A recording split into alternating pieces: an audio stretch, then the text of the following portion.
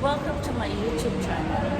For this video po is tatalakayin po natin or i-features ko po sa inyo ang mga units na naka-display po sa showroom natin.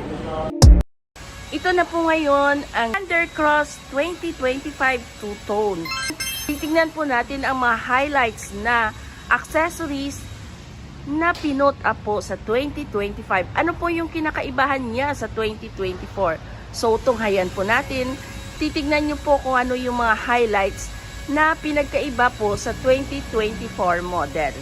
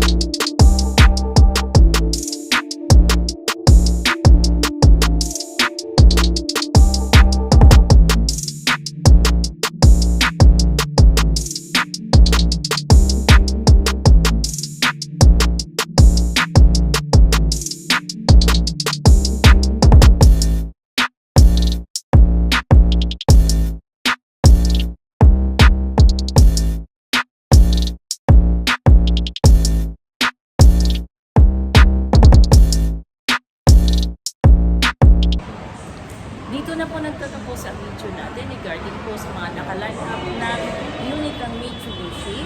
If gusto nyo pong malaman ang mga parating ng mga units o brand new units ng Mitsubishi na naka-features po o mga bagong units na parating ng Mitsubishi o 2025 model na upgraded po, panoorin nyo po at tabayanan nyo po yung mga video na ina-upload po para updated po kayo sa lahat ng mga unit na lalabas po natin ngayon.